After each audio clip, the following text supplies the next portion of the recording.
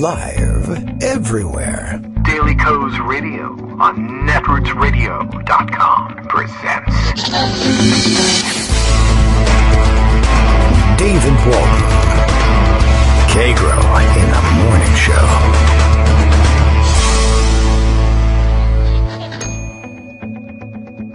Now, here's David Waldman. Hey, good morning, everybody. How are you doing? It is, when is it? Friday. We have that much down. Friday, September 25th, 2020. Time for another show. And, we're more or less ready for having another one.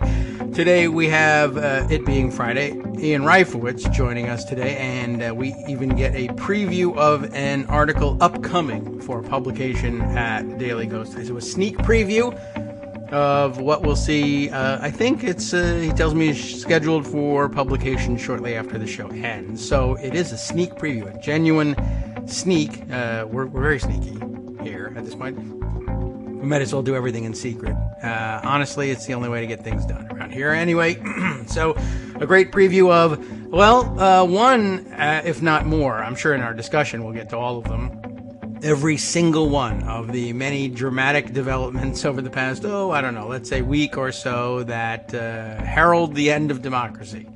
Right? I think that puts a cap on it. But specifically, of course, in the case of the upcoming article, the situation with the Supreme Court and the Republicans' determination to fill this vacancy despite all of the things that they said, which I don't think anybody really truly believed, even when they said them.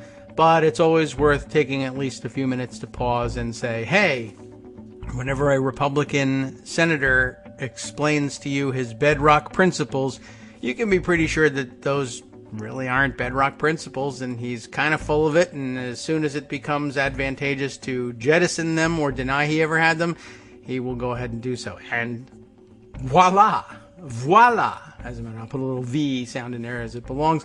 And guess what? They're doing exactly that. So to no one's surprise, it's happening. However, history is not about surprises. And Ian's a history professor, a historian, and so it's not that he's looking to jump out of a trap door somewhere and yell surprise, jump out from behind the couch or anything like that. It's not a surprise party. He's telling you what you're seeing developing in front of you before your own eyes in the context of a long history of the same thing happening. And of course, that's really I guess it's the specialty of all historians, isn't it? Well, it's his specialty as well, because of course he has explained to us numerous times, as well as his reading audience numerous times, most recently in book form, as a matter of fact, that where we are today is the result of a long and obvious path that we have been traveling along for some time and have done nothing to jump off the path. We learned, of course, from him in his last book, how it was Rush Limbaugh paving the way for Donald Trump. There was really probably just nowhere else we were ever going to arrive, so long as one of the most popular broadcasters on radio was normalizing this kind of, not only this kind of thinking, this sort of ideology, but this sort of thought process and this sort of public rhetoric. But, okay, why should I tell you about it when he could tell you about it? He's the guy that wrote the book. So he'll join us in a little bit. We'll make a quick roundup of the top stories of the day as seen through the fractured lens of Twitter, I suppose. But some interesting developments to check in with. Let's see. Yesterday, we'll take this moment anyway, just before giving Ian a call, to I guess we'll congratulate ourselves, or we'll talk about our stroke of luck yesterday, just like pulling the Lana Marks rabbit out of the hat prior to the weekend in which, or during which, the American intelligence authorities claimed that she had been targeted for assassination by Iranian operatives. And no one saw that one coming, I don't think. But we had just spent the prior couple of days profiling Lana Marks. Yesterday, I felt compelled for some reason to dig up the story of Donald Trump's failed bid to put together a deal that was supposed to, in his mind anyway, result in $100 rebate cards being paid for by the pharmaceutical industry and issued by the administration as Trump cards mailed to seniors to help defray the costs of purchasing prescription drugs. And the agreement in principle was there, but apparently it was his ego move of insisting that these things be branded as Trump cards and that he be given the credit for bringing them to seniors, and B, that it be done in a way, such a way that it was an obvious play for electoral favor, unnerved the pharmaceutical companies, and the deal fell apart. So we had just learned that the deal had fell apart when, later that afternoon, Trump, under pressure to, I guess, to follow through on his insistence that he had a fully developed, full and complete health care plan for America, finally, after, well, going on 10, 12 years of Republicans insisting that they had an alternative plan, and about 4 years of Donald Trump insisting that he had an alternative plan and that it was going to be beautiful and everyone was going to love it and it will be so easy, so easy. You remember all of the rhetoric during the 2016 campaign. Well, of course, nothing came of that. And then, now going on 6 to 8 weeks ago, I think, Trump did it again and pulled the same trick, and I really can't understand how he doesn't just get peals of laughter every time he says the phrase 2 weeks about anything, but certainly in promising a full and complete health care plan. And you'll recall, perhaps, that the promise actually was that it would be not just fully developed health care plan, but it was fully developed legislation that was set to be passed and signed by him within 2 weeks.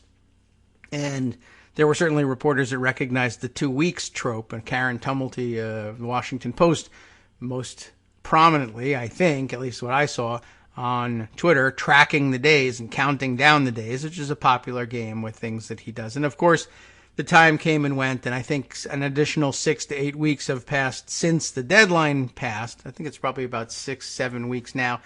I guess that makes it 8 to 9 weeks since he made the promise.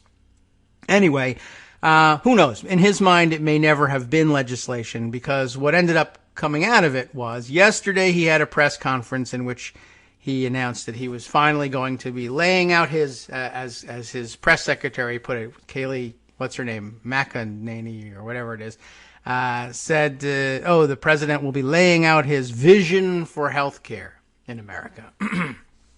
Which kind of immediately hinted that, no, it's not fully developed legislation. It certainly can't be if it's coming from the president. That would be, legislation, of course, comes from Congress. We all know that from Schoolhouse Rock. But he could propose legislation. That's certainly true. But it wasn't the word that she used. It was going to be a vision.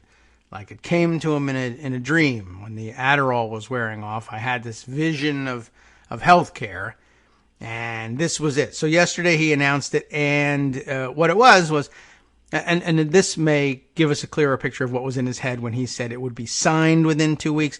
It was one of his fake executive orders. And everyone who's covered it that I've seen on Twitter has been rather quick to point out that, yeah, well, one, you can't do any of this by executive order for the most part. And two, it's another one of those quote-unquote executive orders that doesn't really deserve the title and doesn't actually do anything at all. I mean, to get right down to the brass tacks of it, he sold it in his speech and all the rhetoric leading up to it and all the lies leading up to it as, well, this is the point at which I will show you the substance behind my insistence that I am trying to protect people with pre-existing conditions from losing their insurance in this country, even as I sue to invalidate the Affordable Care Act, which, of course, invented those protections for those with pre-existing conditions. But I will protect them nonetheless. I hate the rest of the Affordable Care Act, but I love that part, and I'm going to protect it and perpetuate it. And so we get this fake executive order, which says it is the policy of the United States that people with pre-existing conditions should not be denied health care coverage. And that's, I think, the sum total of what's in there about pre-existing conditions. He just declares it to be the policy of the United States, no mechanism by which, of course, he would force private insurance or public insurance options, for that matter, to just continue to provide coverage for people who do have pre-existing conditions. It's going to be the policy. But to top it all off, he announced that now there would be $200 Trump cards going to everybody, all the qualifying seniors in America, or I don't remember even who's supposed to get the things. But I did see some reporters who were watching the press conference start questioning, and I don't know how earnest the question really was, but at least I saw New York Times reporters whose colleagues, after all, produced the report that we read yesterday, saying that the $100 Trump card deal was a fraud and a sham and wasn't really going to happen, asking the question, other New York Times reporters asking, does anybody know what he's talking about with this $200 rebate card?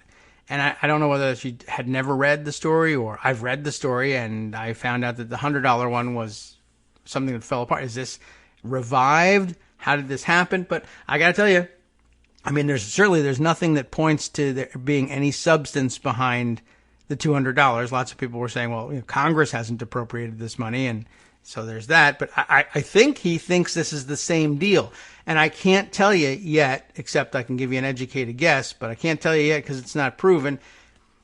But my guess is that he genuinely either forgot, doesn't, or remembers and doesn't care and thinks you won't either, that the deal fell apart, and or that it was widely reported that the deal had fallen through and was dead. And I think he was just blowing past that fact and was up there giving his press conference. I wouldn't be surprised if the reporting reveals to us that the aides who helped him put the press conference yesterday together were caught by surprise by his announcement of these cards, because the deal was dead and he just revived it in his mind. And he thought, what would be a really spectacular way of reviving this fantastic idea that almost happened? I know, instead of $100, it'll be $200. And I'll just say it. And of course, even despite the fact that nobody knew what he was talking about and everybody could see through his executive order, there is a certain section of the press cadre out there who will write it down. Well, he says he's going to do that. And I'm doing a service to the American public, because later on, if he doesn't deliver with the $200 cards, they'll all be able to point back to my reporting and say, yeah, but you said this and then you did that. And then I guess the Trump presidency, I think it just automatically disappears. It dries up and poof, it's gone, because you've been caught in a lie. Well, all right. That's not the most effective way of getting rid of the administration. However, there are some other ways we can work on getting rid of them. Well, maybe it starts with some rhetoric. So maybe it's time to call Ian in here. And let's see, can we dial him up and see if this whole system works? He left his phone number with us. And of course, we're not using a phone for this. And he said, anytime you want to know what history says, call me up. That's my field of study. So we'll try that now. It sounds like everything's working, so some pleasant ringing music. Hey, can we make a phony phone call? Should we say it's somebody else? Oh, see, we've ruined it already. Okay, good morning, Ian. We were planning a phony phone call for you, but I blew it. Hello? Hello. I don't accept phony phone calls at this number. Sorry. Yeah, I couldn't. I had to. This has sort of been planned ahead of time. Like a comprehensive healthcare plan, I think. I should have thought this through before having the press conference. Oh, well. Anyway, you could just send me a card for $200 and I'll accept your apology. Right. Okay. Yeah. Send them all Target cards and say, I don't know, get some Band-Aids. I guess that would be more of a plan and more helpful than this deal. I haven't seen anybody write it up yet, but I didn't go looking because there were too many other outrages to sift through. I just thought that one was pretty interesting. I don't know what I guess if I had looked at his schedule, I would have known that he was giving a healthcare speech, and then I would have said, oh, I better get to that deal about how he blew up the $100 cards. But just as background, I had no idea that he was going to come out and say, not only did that not fail, it got doubled, and it's amazing, and everybody can't wait. Well, yeah, Joan McCarter has a piece up on the front page now. Excellent. All right. Well, oh yeah, there it is. Trump signs meaningless paper, promises bribes to seniors, and calls it his health care plan. That's it. Good headline. We're done. I bet there's details, but, who really needs them? We'll read through it later on. Okay. Well, I'll put that aside for later on and perhaps learn further details. I am anxious to find out how long it takes, traditional media to come around to the realization that, hey, this sounds like the other plan. It is the other plan, and it also doesn't exist. Man, we are terrible at news reporting. Well, we're also terrible at reminding people that the president doesn't have the authority to spend money. That's called Congress's authority. Yes. Well, yeah, that's another big issue, too. I don't know, and I guess everybody giving him the benefit of the doubt among the reporters. Well, Congress might start work on this now, but I don't think he described in the plan where the money is coming from. And if it is the old plan, remember, that's just shakedown money from the pharmaceutical companies that he got them to agree to hand out $100 or to fund $100 rebate cards, as opposed to, he said, if you don't issue these things, I will issue another fake executive order that says, I'm lowering all your prices. And of course they said, well, I don't think he has the power to do that, but that's a lot of litigation. What costs less? The cards? All right. We agree to the cards. So we forced them to do that. David, sorry, go ahead. Oh, I think I'm done. Okay, no, the money. Well, first of all, Trump has decided apparently that the United States Treasury is a slush fund. Oh, yes. But what I read in the Times, I'm trying to get back there to the article I read earlier this morning. But what I read in the Times was that because he's got some other policy which hasn't gone into effect yet and can't necessarily go into effect without a legislation, but he's got some other policy that's going to force drug companies to sell drugs through Medicare at prices that are no higher than what they get in other countries. Yes. But this is going to result in some kind of future savings.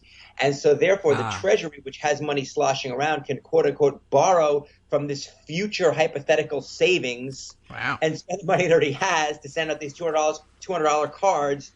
And if you add all of the letters up in that statement I just gave you, it adds up to Mussolini.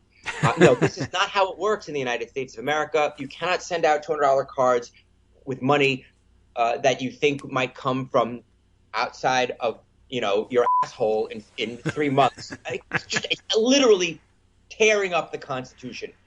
Money spent has to come from legislation. It has to come from Congress. The president is not a dictator. The president cannot write up spending bills and pass them with the signature of one, even if that one signature is as fabulous as Donald Trump's signature. It is pretty good. It is pretty good. So no, I'm sorry. Wow, it took me 3 minutes to get worked up, but I mean, hey, we want to have a democracy. But why don't we just say, you know what, screw it? What was it called? We'll just have another one of those enabling acts, right? The enabling act. You might be familiar with that act, yes. 1933. Trump has the power. Enabling act gone. Everybody else can go home, and you could just self-report to the concentration camps in this case. Well, represents a tremendous savings in boxcar costs, for one thing. Don't have to pay the Congress anything. These guys have been living on the dole for too long, and it's about time that we narrowed it down to one person to do this. Yeah, that's a very intriguing approach to appropriating funds. And the best news of it is that the pharmaceutical companies get the best of both worlds. He's now both going to force them to pay for the rebate cards, and he's going to finance the rebate cards with the money that he grabs from them by forcing their prices lower using the weird backwards interpretation of most favored nation status. Now, of course, if they're selling less of these, or selling the drugs for less, I guess he's talking about we'll borrow against the savings, the money we're not spending on drugs for seniors will be used to pay for drugs for seniors, really. That's not really a great plan either. But, okay, but they'll force the prices to be lower, plus they'll pay for $200 of it, all with the same cash, which is a great trick. For the Times, David. It says here, a senior administration official said the discount cards would be authorized under a waiver program that allowed Medicare to test certain new policy ideas. The money would come from savings gleaned from the president's directive this month that required Medicare to pay no more for prescription drugs than in other developed nations, the official said. But that program has not yet been devised or enacted.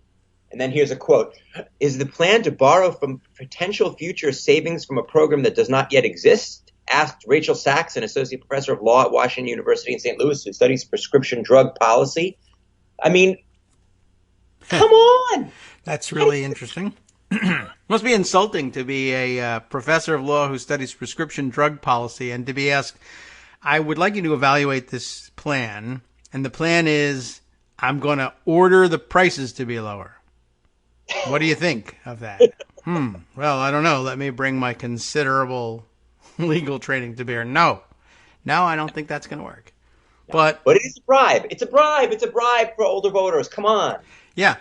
They just got done complaining that having somebody else like Bloomberg or LeBron James, for that matter, paying people's outstanding fines in Florida so that they can get around the new poll tax and vote, that the authorities in Florida, I guess, are apparently worried is obviously a bribe to people to get them to vote for Biden somehow. But this is just generosity. This is just Trump digging into his own pockets, helping poor seniors to pay for drugs that cost too much anyway. And as a businessman, I always knew we had to put a businessman in the White House. Only a businessman in the White House would know that the president's job is to order pharmaceutical companies to change their prices to ones that he likes better. That's the bedrock foundation of our capitalist system. It's working great. I mean, that's not a bad one, but it's not a capitalist one. Which is okay by me. I'm not upset by that. But well, the pharmaceutical companies are going to be thrilled by that one. They're going to be forced to sell at lower prices and still give a rebate. So double dipping. And I'm not so sad about pharmaceutical companies being the ones that get beat up here. But, I did like the Constitution. It was cool. It was great while it lasted, huh? Yeah. It was all right. For the most part, it did the job. There are people who would disagree that it completely protected their interests for a couple hundred years. But, okay. That's just another subject for another day.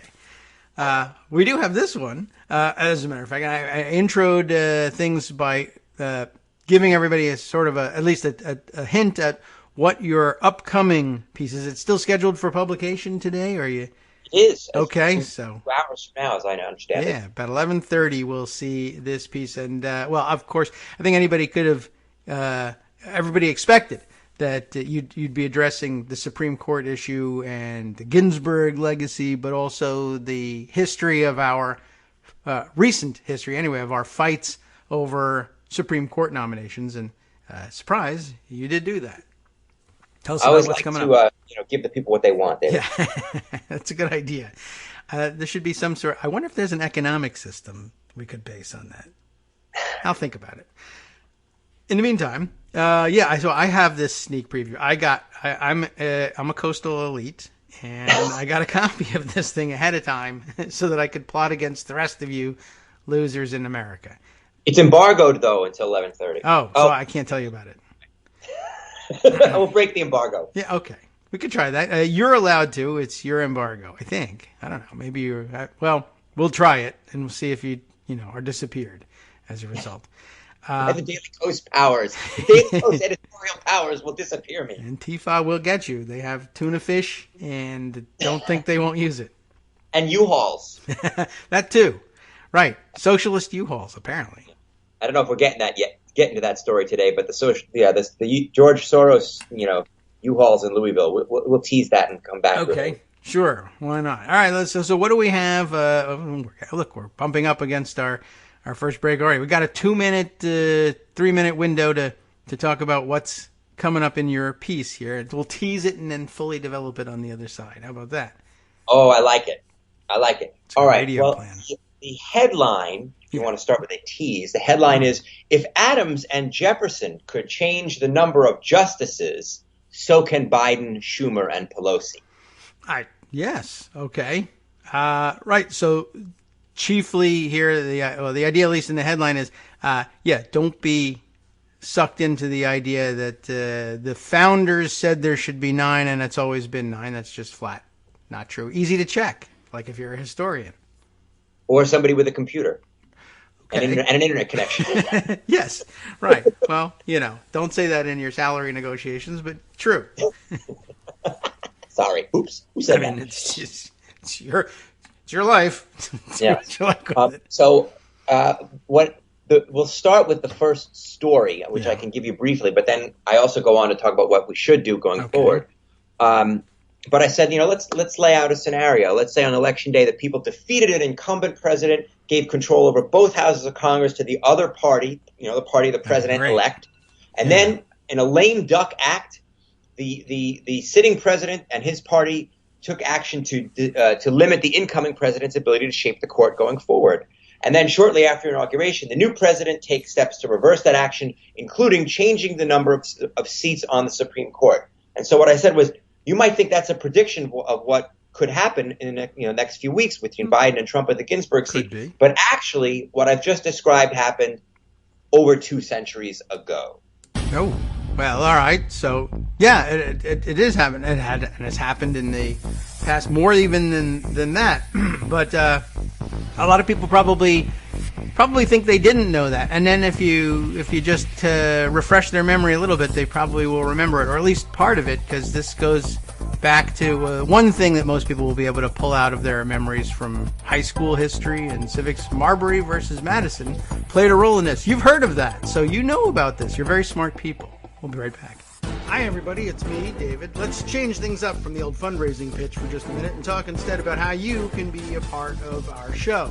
If you've got a smartphone or any other electronic recording device, why not sit down and record a segment for us?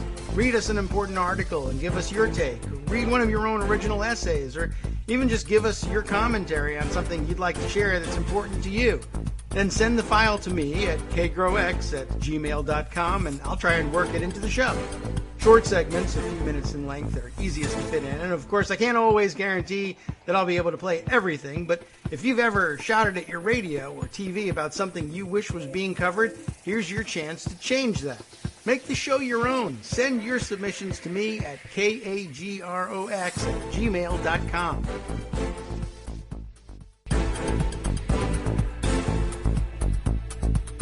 Welcome back now to the Kagro in the Morning Show here on Netroots Radio. Ian Reifowitz is with us this morning to discuss an upcoming piece. Publishes in about 2 hours from now. If you just can't wait, well, you have to anyway. But if you can't wait to hear what's in it, Ian's here to tell you. So that's the good news. The part that makes it worth tuning in this morning. You get the sneak preview, and then I guess when the piece publishes, you can read it along with everybody else and say, I read it. I knew this before it was even published. I talked about this before it was cool at 11:30 this morning when it officially became cool to discuss what you might remember from history class in high school, if that's the extent. If you dropped history as quickly as you could after you completed your high school or college courses, you might still remember both, or one or the other anyway, Marbury versus Madison, which is involved in the earliest scenario over the size not only of the Supreme Court but of the judiciary in general beyond the Supreme Court. And you may remember, and this is one of the big hurdles to dealing with this situation now, if you hear it referred to as court packing, which is the term that got hung on it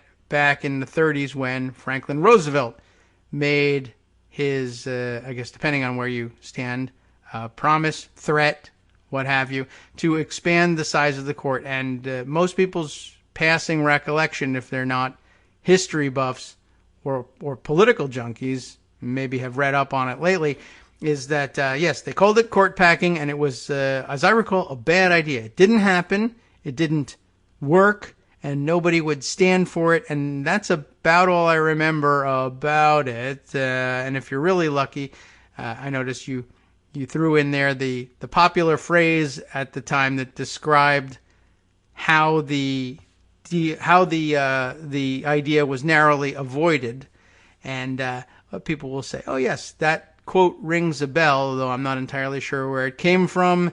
But again, I thought that this was an illustration of one of the bad ideas that Franklin Roosevelt had that people just wouldn't accept, and so why would we be doing it now when history tells us it's bad? And as usual, there's more to the story in history. You're supposed to read the rest of the book, and probably even those discussion questions at the end of the chapter that everybody hates and skips and then just moves on to the rest of their homework. But those would have revealed the answers. It's also in the teacher's manual, as it turns out, and we have the teacher here to tell us about it. So, Ian, what was going on way back when? Do we want to start all the way back with Adams and Jefferson, or jump forward, or what? Okay. Let's do that. Yes, you want to make sure that you don't just look at the pictures in the book. That is that one picture of FDR frowning, and if that's all you look at, you really don't know. He's a very sad guy. And also, in the name of correctness, the post will go live on the site at 11:30 to Community Contributors Team, but I don't know what time it goes to the front page. All right. Well, okay. But you'll be able to find it at 11:30 if you're very anxious. Right. So the FDR thing. What we're talking about now, of course, relates to Justice Ginsburg, the seat that is open because of her unfortunate, obviously, passing, and what Democrats should do if Trump and McConnell fill that seat now, or before before January, and Democrats win the White House and the Senate and are in a position to take some kind of action in January in response, right? So that's where this is all coming from. FDR, wanted to add 6 seats to the court, was not responding to any kind of situation where his predecessor, nominated and got approved somebody after losing an election or on the eve of an election. It was not a response to any of those things. Now, you can make an argument for why what FDR did was right and why what FDR did was wrong. Basically, he said, listen, we're in the middle of the greatest economic crisis the country has ever faced, and we've got some people who were appointed to the Supreme Court by Republican conservatives, and they're blocking legislation, saying it's unconstitutional. Yeah. You can make an argument for that, but that, in putting more judges on the court then, that was, a very different situation than the one that Joe Biden and Chuck Schumer might be facing in January, right? And you can see there that FDR simply just wasn't getting his way on the court. Now, you can argue that, hey, this is, and I'll talk about how there have been other examples where the party in power has changed the number of seats on the Supreme Court literally for exactly the same reason that FDR did. But that aside, the FDR example is really not comparable to what we're talking about now if Trump does what he intends to do, and then Biden is in a position to undo it. Okay, so that's FDR. But yes, the point in the end was that FDR's desire or reasoning was we needed laws that were going to help solve the economic problems of the Great Depression to not be knocked down by the Supreme Court. Well, when he made his threat to quote unquote pack the court to add 6 more judges, then Justice Owen Roberts, who had been one of the 5 out of 9 conservative judges blocking various legislation as unconstitutional, changed his mind. And that, of course, is the famous switch in time that saved 9. I do remember that. Right. It's opposed to, it's a play on a stitch in time that saves a stitch, whatever. Yes. A stitch in time that saves time. I don't remember. It's still 9. A stitch in time saves 9, like saves 9 minutes, I guess, if you're 9 stitches. Yes. Right. But this was a switch in time that saved 9, as in kept the Supreme Court justice number at 9 rather than some larger number. And then once this happened, FDR, although I get the push to add seats to the court was already on the move, but it took the steam out of it. There was no need for it because the switch had been made, and the reason for the adding of the 6 seats was no longer there. New Deal legislation on minimum wage, National Labor Relations Act, these things went through. So that's the FDR thing. But what I want to come back to is the original one, which I talked about before the break, or what happened over 2 centuries ago, which is almost exactly a parallel to what we're looking at now with Trump and the seat left open by Justice Ginsburg's passing. Okay. So John Adams and Thomas Jefferson went against each other in the election of 1800. You guys may, your audience probably has heard of those two people, two of our most famous founding father presidents. The election of 1800 is incredibly important. It's the first time in American history, and arguably the first time in world history, at least, that you had a democratic election. No, that's not true. It can't be. But whatever. Forget about world history. What am I saying? Who cares? In U.S. history, where one political party was defeated and there was a peaceful transfer of power to the other. Another, by the way, issue we're dealing with in Donald Trump and the media in the last 48 hours. But that's aside, right? So Adams is defeated by Jefferson, and however, after the election, but before inauguration, and actually in those days it was a 4-month gap between them. The Federalists, who still controlled Congress in the lame duck session, passed the Judiciary Act of 1801. Adams signed it. And long story short, it did a number of things. But one of the things it did was it reduced the number on the Supreme Court. It changed the number of justices. Changed the number of justices sitting on the Supreme Court from 6 to 5. He said the law said the next person who retires, that seat will go unfilled. And there was no reason to do this other than to potentially, at least, deny Thomas Jefferson the ability to fill a seat on the Supreme Court. It was naked partisanship. Okay? Yeah. There were some other things, and Marbury versus Madison, as you mentioned, actually was relating to another part of the same bill, but I don't want to go too far into it, but it is connected to the same Judiciary Act of 1801, but not the changing of the Supreme Court seat. Right. Part of that Just act. wanted to give people the touchstone of, I remember that. And so I feel smart now. Yes, but that is where Marbury versus Madison comes from. Jefferson didn't want to allow some of the other seats that were created by Adams. He also, well, I guess we're all going to go into it a little bit. He also created 16 new circuit court judgeships, created some new justices of the peace for Washington, D.C., and actually Marbury versus Madison is one of those D.C. justices of the peace who sued after Madison, whose signature was required. I don't remember why off the top of my head. He was Secretary of State. Secretary of State for the judiciary doesn't fit, does it? Maybe back then, I guess it did. I guess they all multitask.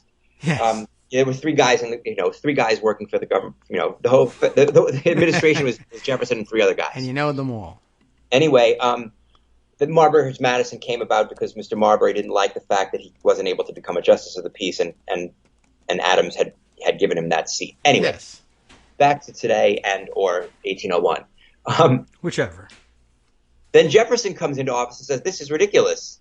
And he and his Democratic Republican Party, which is now called the Democrats, which won the majority, repealed the Judiciary Act, and the number of Supreme Court seats was increased again to 6. So that is almost an exact parallel of what's happening now with Trump and McConnell in the John Adams role. They're going to probably in a lame duck move, change the number of Supreme Court seats to benefit them, and then in the Thomas Jefferson role, Joe Biden and Chuck Schumer will do something else to undo what they did. Literally an almost perfect historical precedent. But that's not all. Oh. Okay? The number of seats on the Supreme Court has changed 5 other times, in addition to Adams changing it and then Jefferson changing it. And in each of these cases, and I quoted from a political scientist in the Baylor Law Review, each of these changes were done, quote, in order to either, quote, purge the court of justices making decisions objectionable to an incumbent of the White House. That's the FDR, by the way. He's not talking about FDR. He's talking about changes that were successful, right? But FDR's move was not without precedent either, right? Okay, so purge the court of justices making decisions objectionable to an incumbent of the White House or a dominant majority party in Congress, or to, quote, pack the court in order that policies of the government in power would be upheld as constitutional, end quote. The second, of course, is actually the FDR motivation, even though he's not talking about FDR, as I mentioned. So FDR's thing was not unprecedented. And what I'm urging Democrats to do here, namely that Biden and Schumer should undo anything Trump does in terms of filling Ginsburg's seat, that's not unprecedented either. And then I mentioned in terms of history, so we got Thomas Jefferson and John Adams having done this. And the most recent example of changing the Supreme Court was also a really good one. It was a Supreme Court vacancy in 1866. Andrew Johnson, who had been Lincoln's vice president, was the president at this time, Southern white supremacist Democrat, former Democrat. He was but yes, Democrat. He was in Lincoln's party of the Union. But whatever, let's call it spade a spade. He was a Southern Dixiecrat, if you will. But a Democrat in those days, they were the bad guys. They were the right wing racists. Congress, the good guys, the Republican Congress, who were the good guys of that day, without question, on most issues and certainly on civil rights issues, they changed the number of seats on the Supreme Court. They said, "Screw you, Andrew Johnson, you're not getting that seat," and that was that.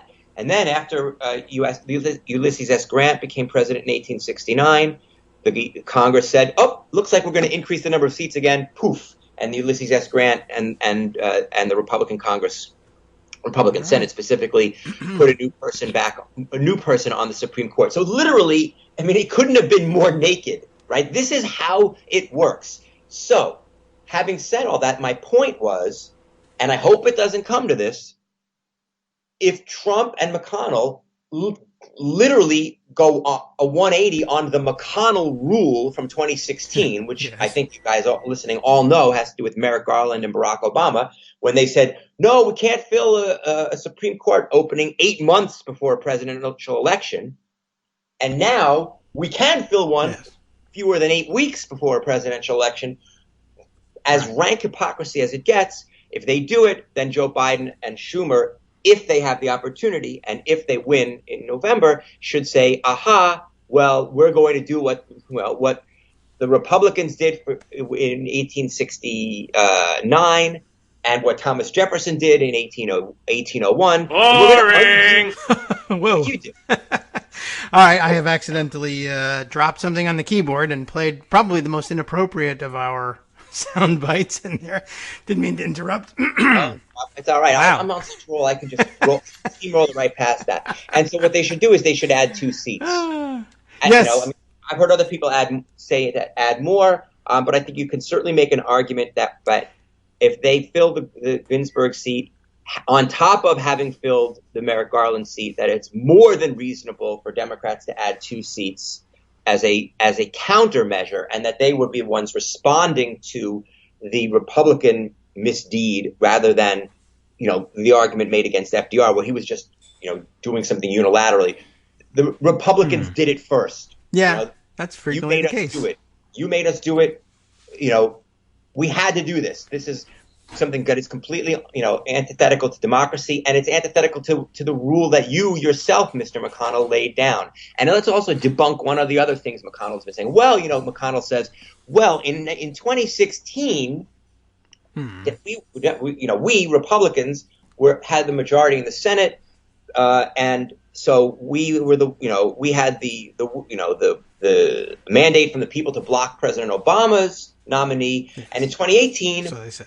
The midterms, Republicans again won the majority in the Senate. McConnell will even say, "Well, we increased our majority by 2 seats, and so therefore, that's the most recent election." Blah blah blah blah blah. Well, I call bullshit on that.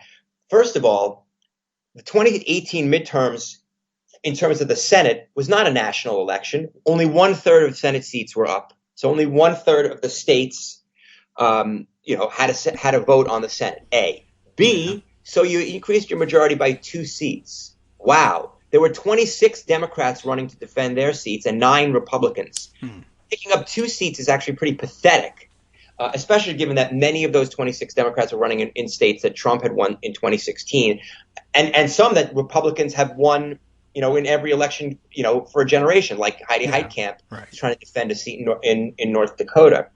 So to say that's some kind of mandate is ridiculous. The real mandate in 2018 is in the House, where every House district is up, and thus it is a national election, and Democrats smashed Republicans in the House. They won the House. They flipped 40 seats in the House, and they won the popular vote nationwide by 8 or 9%. So anyway, the point is, though, it was just bullshit anyway. In 2016, they said you don't do this, you don't fill a seat close to an election, and now you're filling a seat close to an election. So it was bullshit. Then the Republicans also like to say, well, you started it with Robert Bork. Of course, that's also bullshit. Other nominees had been rejected for ideological reasons prior to that. B, Reagan still got his guy or a guy onto the court after Bork was rejected, and that was Anthony Kennedy. And his nomination took place less than a year before the election, and he was confirmed by the Senate during the year of an election. So, no, it's naked hypocrisy. We did X in 2016. We're going to do the opposite of X in 2020 because in both cases, it benefits Republicans and their position of power. That is something that justifies action on the part of Democrats in 2021 if it comes to that. Now, having said all that, as I said in the post, I would rather see these two parties get together and not do any of those things.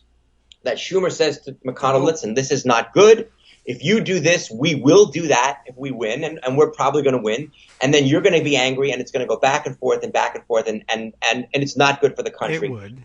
Why don't we make a deal? And the deal would have to include holding Ginsburg's seat open until after the election and after the inauguration. Then whoever can fill it, and changing the Supreme Court justice's tenure from a life tenure to 18-year terms, rotating so that, and you got to figure out, exactly the mechanism, but it's rotating so that a seat comes open every 2 years.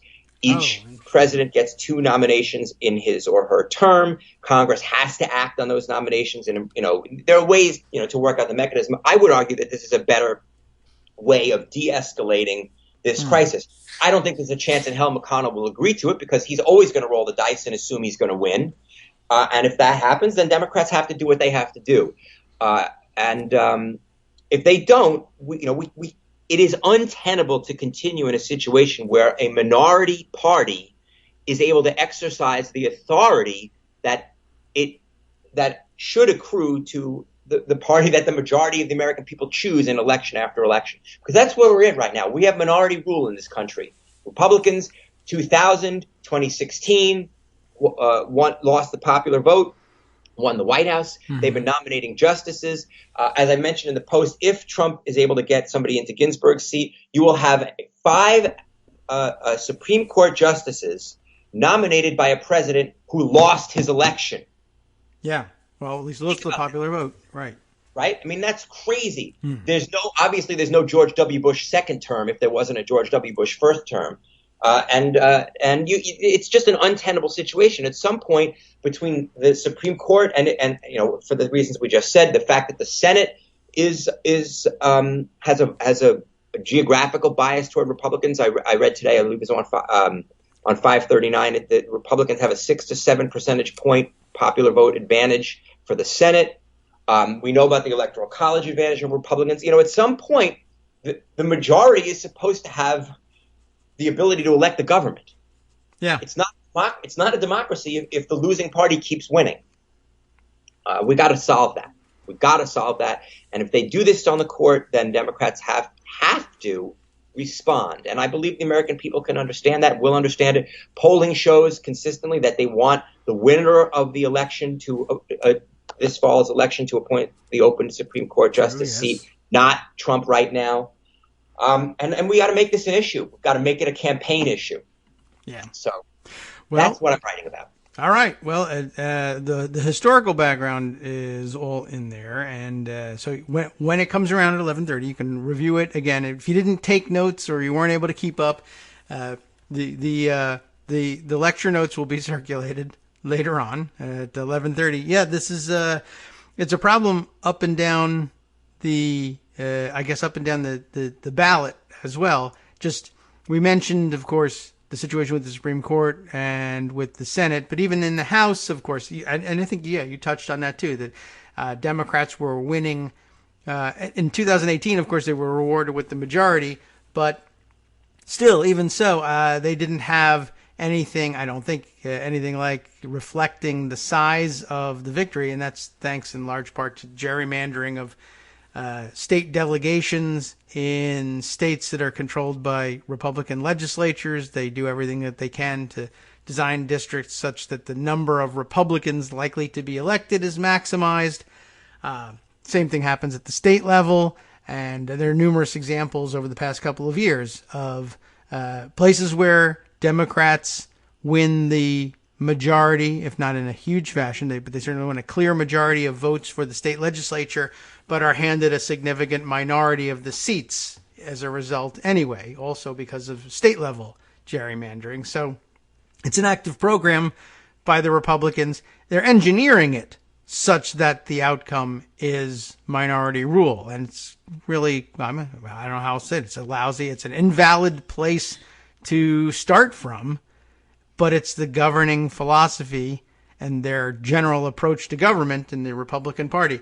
We don't care. It gives us power, and that's the important thing. The idea that the majority should rule in the United States is just a quaint, stupid thing that, it's a nice idea, but look, the rules say this and we won, so give me the power. And right. I mean, I think Wisconsin, North Carolina, Michigan state legislatures have been places where we've seen that most egregiously, but there are others. And the congressional delegations, we've seen it in a number of states. And that's another reason why 2020 is so important, because like 2010, it's an election year that ends in a zero, which means It's time for redistricting for the next 10 years. Yeah. Right. Republicans took advantage of their victory in 2010 to gerrymander the hell out of districts all over the country and set themselves up for the next 10 years, which is one of the reasons why the House of Representatives flipped and stayed with Republicans at the federal level from 2010 through 2018, even as Democrats did better, in terms of the national House popular vote. They got beat in 2010, no question, but there were other years where the Democrats did better and could have. I don't have the numbers in front of me, but the House didn't. The number of seats that the Republicans had in the House did not reflect anywhere near the level of support that they were winning at the federal level. And this is the same thing. There were states, where Democrats won the House. I want to say it was Wisconsin. Democrats won the House, the majority, the popular vote, but the Republicans had a veto-proof, majority in the legislature. Some crazy stuff like that. And it's not at some point people say, well, what's the point of having elections if the losing party keeps winning? What's the point? Well, and that drives down voter turnout and voter participation year after year.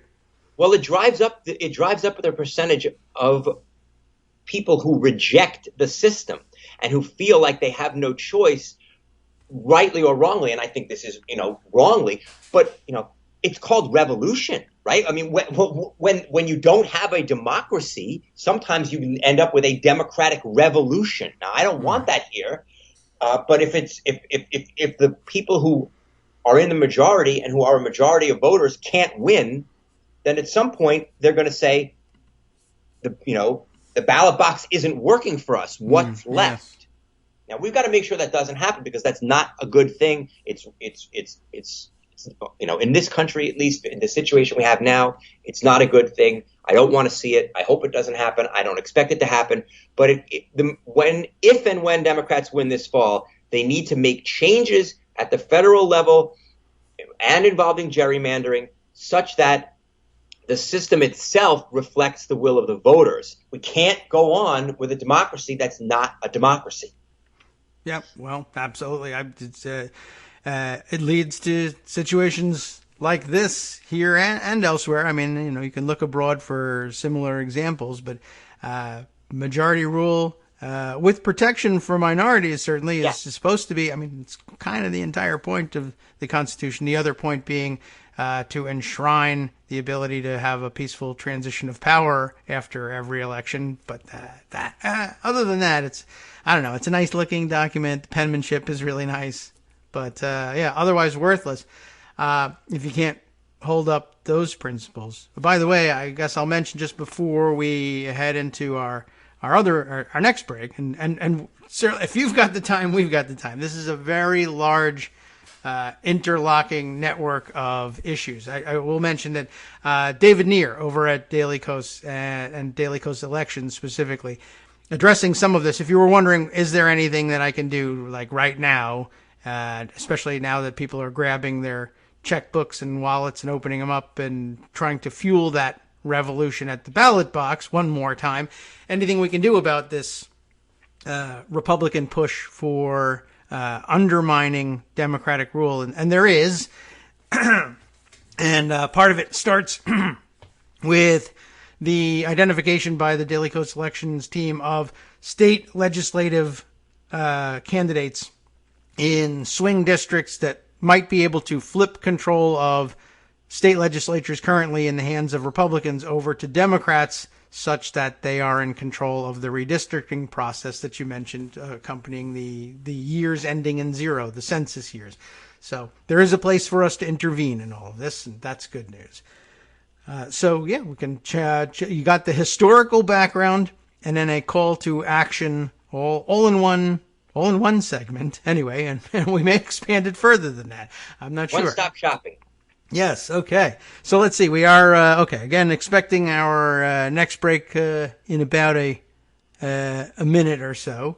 But well, given that, David, yes, can I mention the you should. Yours and my feature of the week? There are 2 Back to the Future references in the post. Yes, I did. I saw them. The videos are embedded right in the post. So I like that you're now incorporating your pop culture references directly into the pieces. It's fun to do on the radio, but even more fun if you get to see the segment. And increasingly in our readership, for whatever reason, it turns out that there's less and less familiarity with some of those ancient references, as it turns out. Yes, I have made Forrest Gump references that have fallen flat, and people would say, "Oh yeah, I've seen that it's been on TV."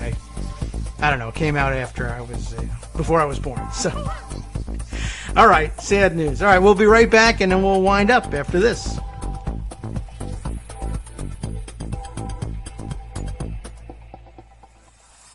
All right, welcome back now to the Kagro in the Morning Show here on Netroots Radio, and we are back. So, you're still with us here, and we don't have to wrap up. I don't know what your schedule is like, but if there are other points we need to mine out of or tease out of today's piece that off the top of my head, I think we've covered it fairly well, but doors open and no hard end time for you if you don't have to go. But yeah, anything else you want to wrap up with, or perhaps something else that you want to add to what we've been encapsulating here? And if not, of course, the book. I think we covered most of the post. Right. I do think so. Yeah. Got the fun video of Mr. McFly. Yeah. Which I really enjoyed coming up with, and actually I was pleased because I got to do one of my favorite things in comedy. Not that I'm actually a comedian, which is the circle back. I have an early post Back to the Future reference, and then I circle back. Yes, I think they have a term for that, the comedians, but a callback or something like that. Yeah. But yeah, I'm not a comedian either, so I don't play one on TV either. See? Okay, yeah, I'm just I borrow the term, but it's a good technique. I like it myself. All right, I like John Tester's quote, so I'll share it here since it's not mine. I'm not overdoing my own writing. When I talked about the 2018 election, right, and McConnell's sort of BS reasoning of how the Republicans, how this is different because of 2018, John Tester responded, quote, "They won a mandate in 2018. They lost the frickin' House. They're making excuses for something that they know is totally corrupt." That does it. Plain talking John Tester. Yeah. And let's see, what did Montana went for Trump by some rather significant margin, maybe, what was it, close to like 20 points, I think. And he won his seat again anyway. So I guess they like the plain talk. Yeah, they do. But yeah, Trump carried Montana by 20 and a half points. Okay, so we're on the mark there. Well done. Yeah. All right. So that's and he's got a point there. I guess McConnell, of course, is inclined to see it in terms of what happened in the Senate, and I guess you can't blame him for it. That's sort of his world, but they do work in the same building. And, don't give him too much credit. McConnell had his answer and then went looking for the question. Yes. I mean, this is as thin a read as McConnell's chin, for that matter. He certainly would have, if the situation had been different in some way, and he were, for instance, filibustering a Supreme Court nomination, he would have. And Republicans had won the House, he would be saying, well, the reason we're doing it is because we have a mandate to do it. We just had a House election and the Republicans swept it. And because we stagger our elections, you won't see the effects. So, yeah, whatever the situation requires, he will. He'll do. And as a matter of fact, this morning, as people are reacting to the possibility of the threat from Senate Democrats to change the size of the court, Republicans, McConnell and others, are saying this is just, more escalation, but essentially accusing Democrats of having been the ones that started it by changing filibuster rules in 2013. And my own hobby horse here on the show and in my own writing is everybody loves to bring that one out, and they love to leave out the part where in 2004 and 2005, Trent Lott is strutting around the floor of the Senate telling everybody that he's got in his pocket the secret nuclear option to undo all of this, and he's going to trigger it unless Democrats knuckle under. There's a bargain struck. Some people thought it was a good one. Some people thought it was terrible. But I don't know. For whatever reason, they leave out of the history the idea that, well, this was a Republican proposal, and you came this close to doing it. And, of course, the part of the reason they reached an agreement not to do it was that Democrats then said, if you do this, we're going to do it right back to you later on. And everybody, I don't know whether people really blew that off or not. I guess not, because they came to the deal to avoid it. But now most of the players in the deal to avoid it are, Shoe now being on the other foot, participating in it anyway, and saying that 2013 is the real reason that they're participating in it now, not their initial threat to do it in 2004. I don't know. Some reason everybody wants to leave that one out, but you're a historian. You don't leave anything out.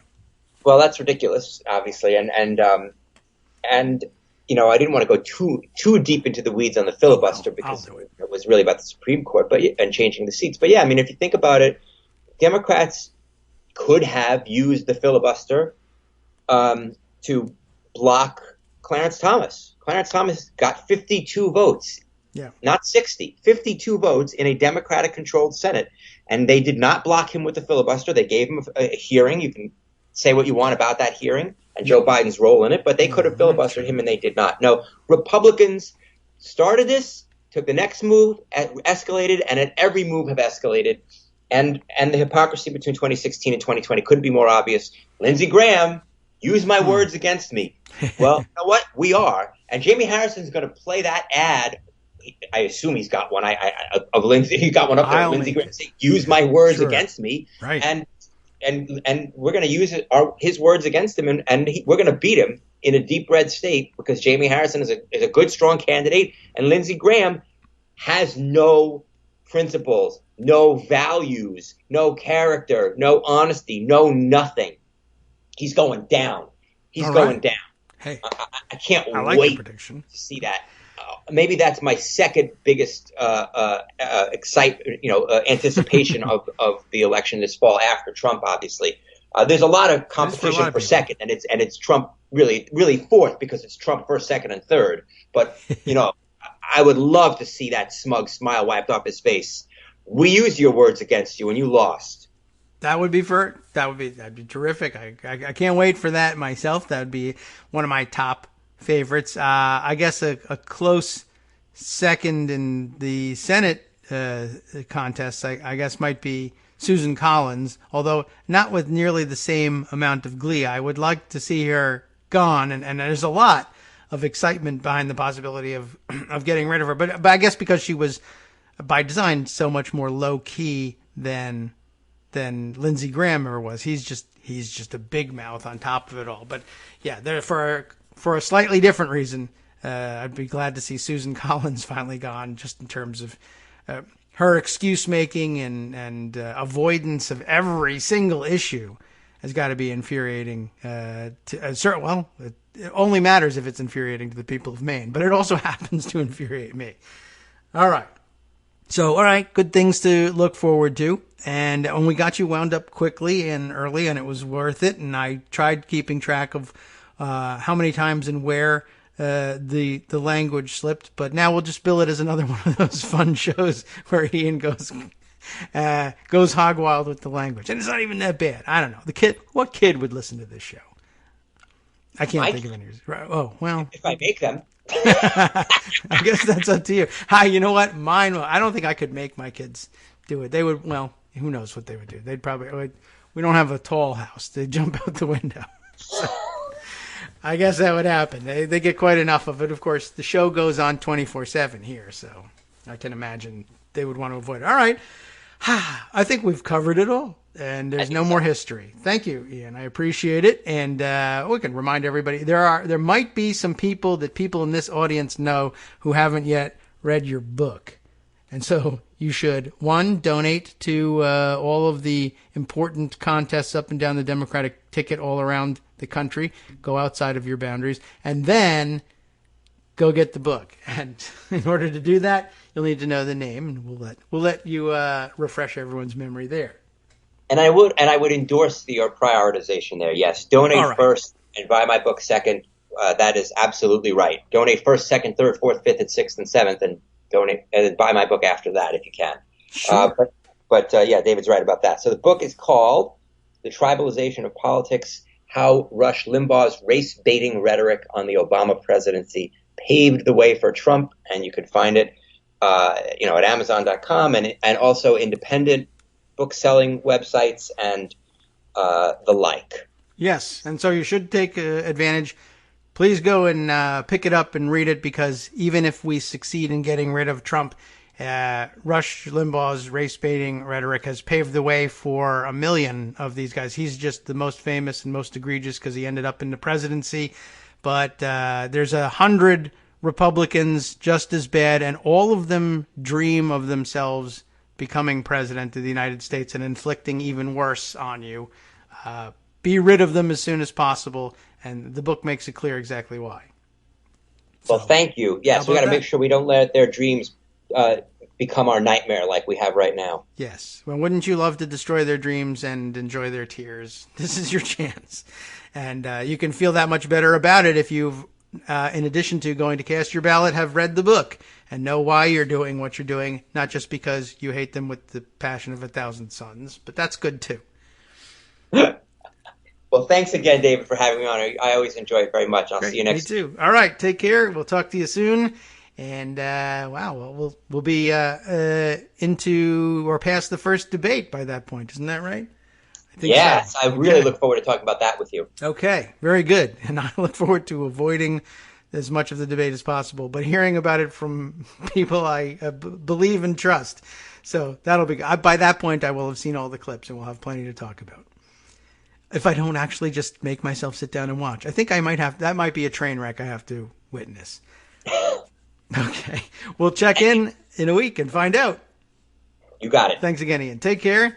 And the piece goes up in, we're almost down to an hour now. So check in once we're wrapped up with the show. You'll be able to read up and be up to date. I appreciate it. Always a pleasure. I agree. See you next week. And let's see.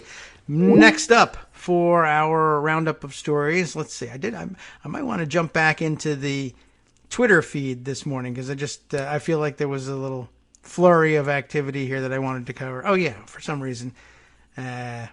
Speaking of the book, playing off of the title of the book and how Rush Limbaugh's race-baiting rhetoric paves the way to Trump, right? I happened to see one of my least favorite Republican commentators, still one of my least favorite, despite the fact that he's nominally anti-Trump.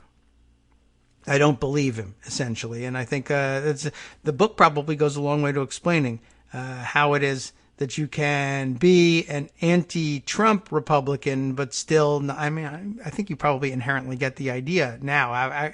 Having heard the thesis so many times and having developed your own sense of who the Republicans are and what they do and how they work, you probably instinctively know this. But Matt Lewis is the person I have my eye on at the moment, just tweeting, "The road to Trump," he says, "is paved with smears of decent Republicans." Remember, he considers himself one of the decent Republicans. And here, an alternative thesis that Republicans foist upon people so as not to face the reality of Ian's thesis, that it is your own rhetoric and your own smears that paved the road to Trump. Not, this isn't one of those situations where, as abusers, it's your favorite trick, but it doesn't work, to point to your indecency and say, "See what you made us do." I don't know what his actual article has to say, and I don't know. I got you the headline. Is it in the Daily Beast? They allowed him to write. Is that right? That's unfortunate.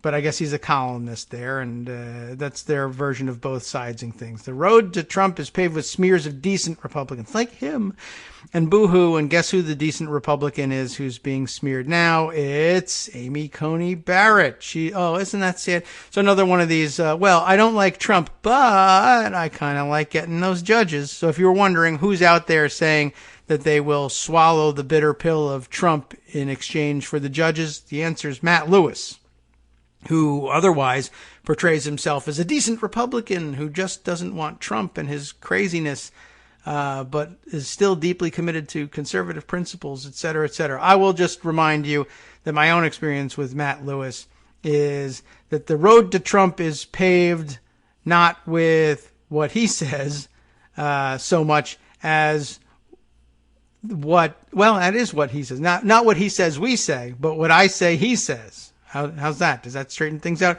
Matt Lewis, some of you may recall, I appeared opposite him on like a CNN.com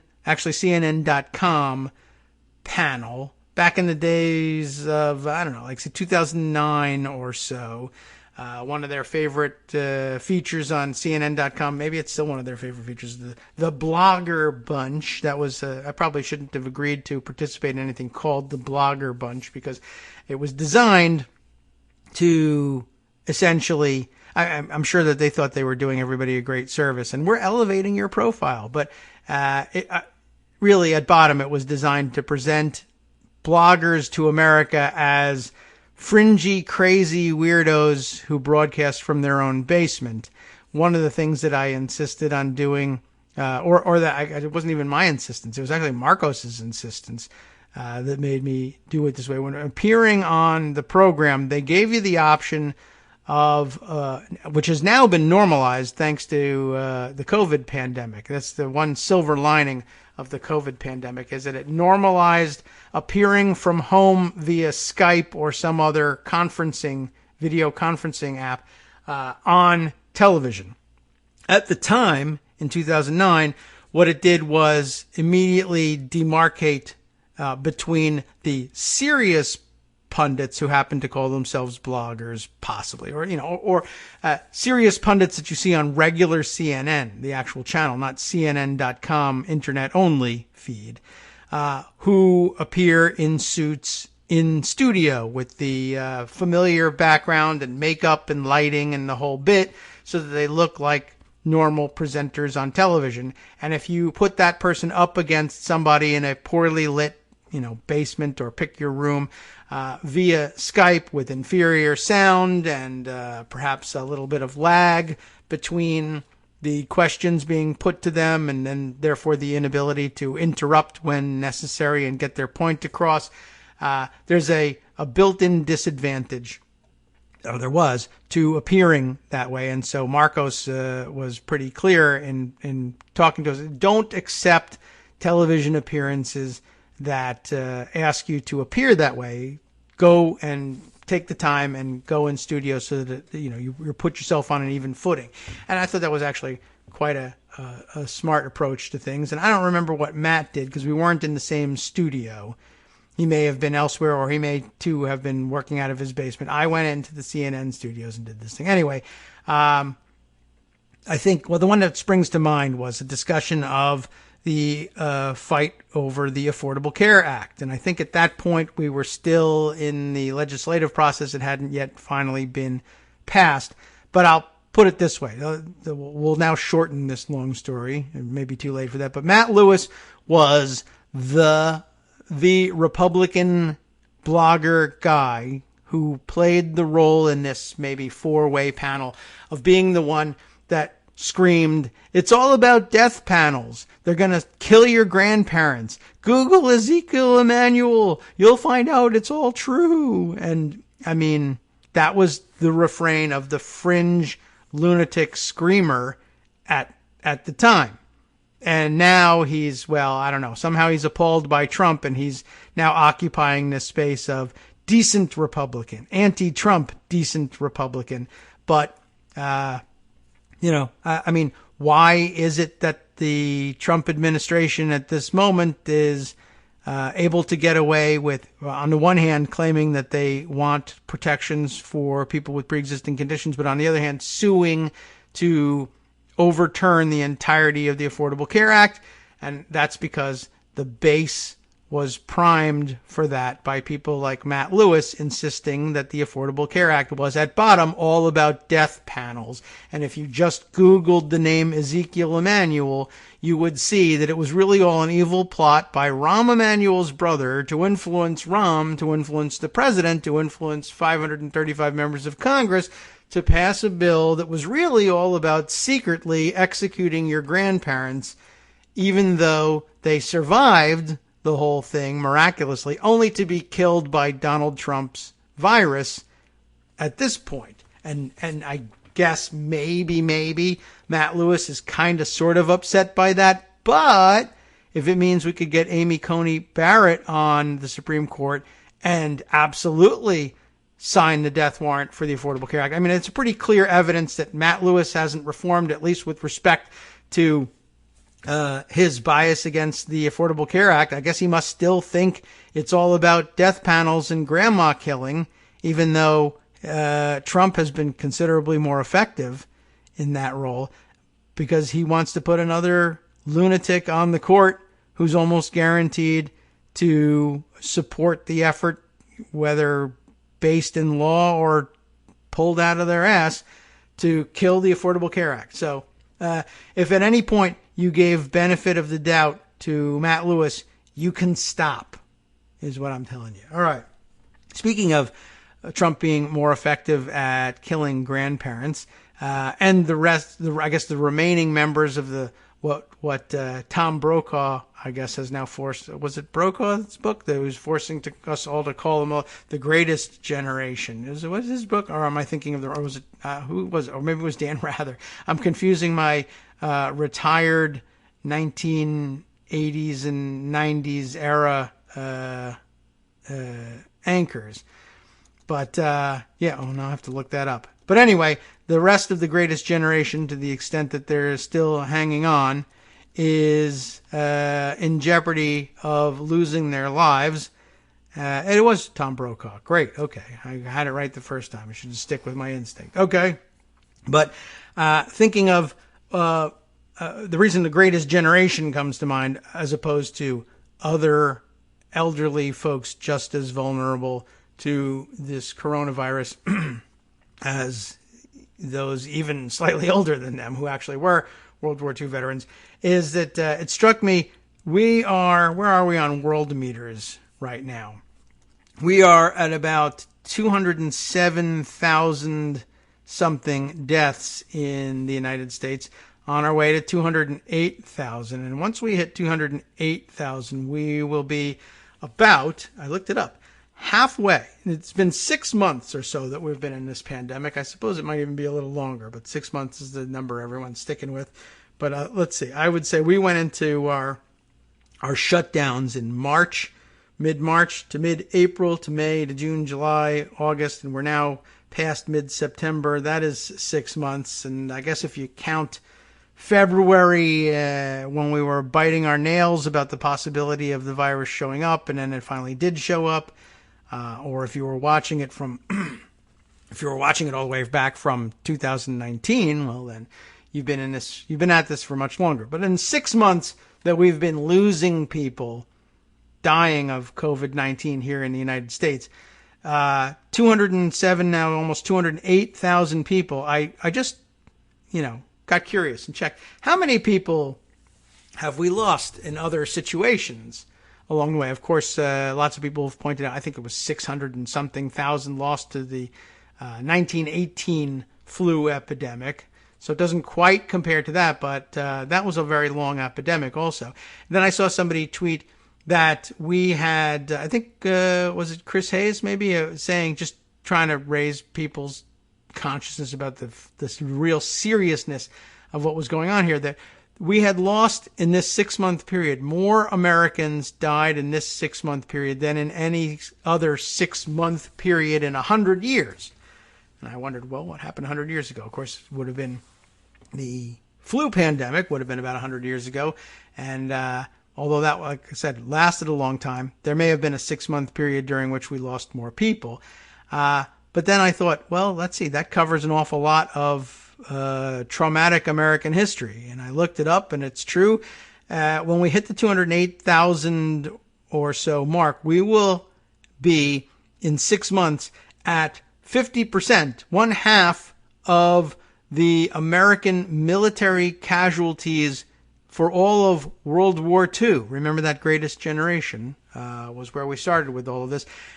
So there's a significant number of people who would have survived World War II only to be laid low by the Trump virus and his indifference to saving them because he loves our great veterans, et cetera, blah, blah, blah.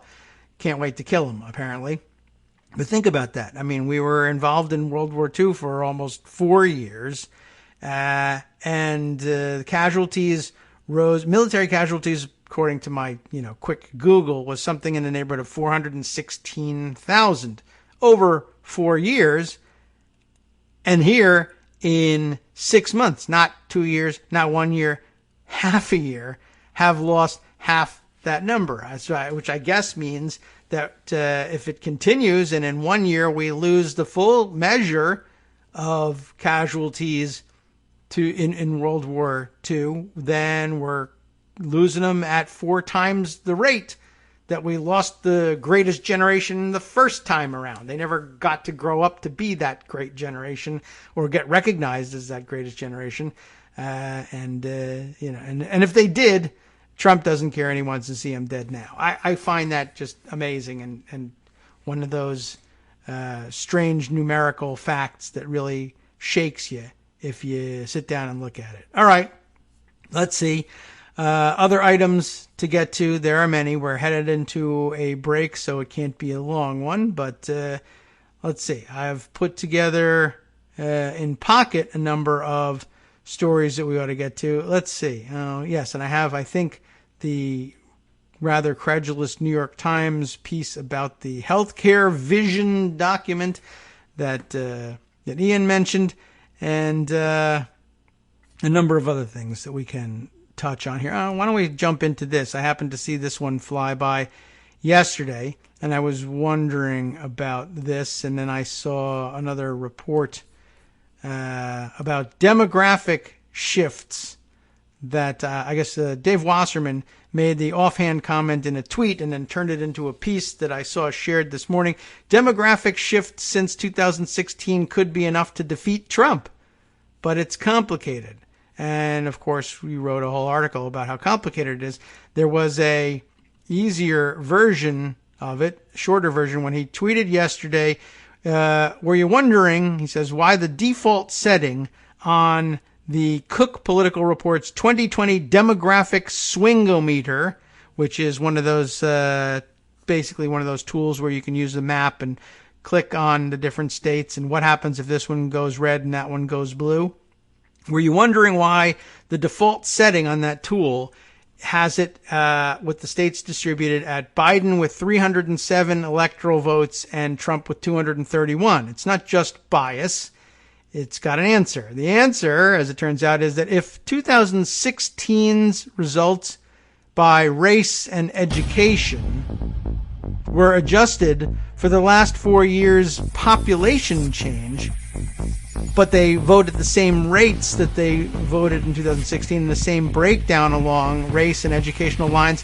Just demographic changes in the last 4 years alone mean Trump would lose. Remember, he only won it, quote-unquote, won it by 800,000 votes across 3 states. Those states and others have changed a great deal. Leaving everything alone, Trump loses. That's always a good sign. Hi, it's me, David Waldman, your host for Kagro in the Morning, and I've learned that I either need to update these announcements more often or stop saying that the announcements are brand new. What's not new is that this message, too, is a call for your support in keeping the Kagro in the Morning show on the air. My thanks go out to all of you who do support the show through your donations.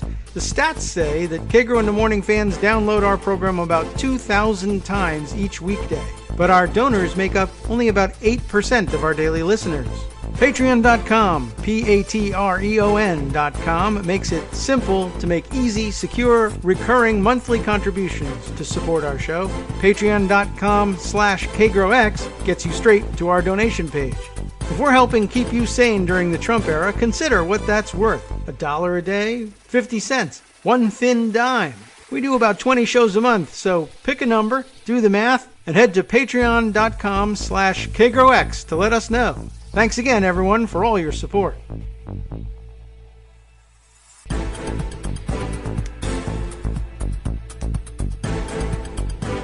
right, welcome back now to the Kagro in the Morning Show here on Netroots Radio.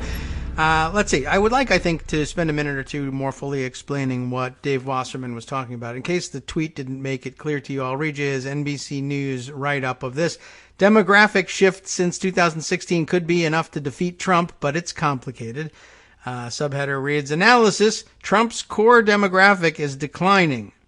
That's basically what it comes down to. Our new interactive tool lets readers test how changes to the U.S. electorate might affect the election. Would that be a wise thing to do? How do you think the election will go out? Well, what is the electorate?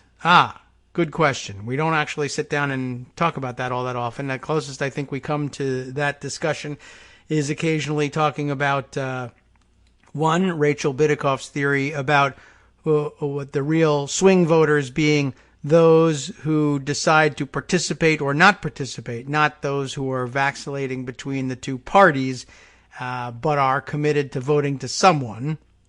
That's a big part of it. But let's take a look at what Wasserman has to say here.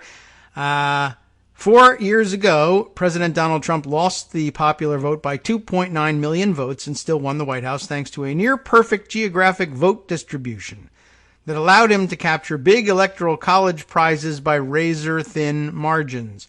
At this point, I think a lot of us would not be, you wouldn't be faulted for spinning off into a discussion of, hey, how did those near-perfect geographic distributions come to be?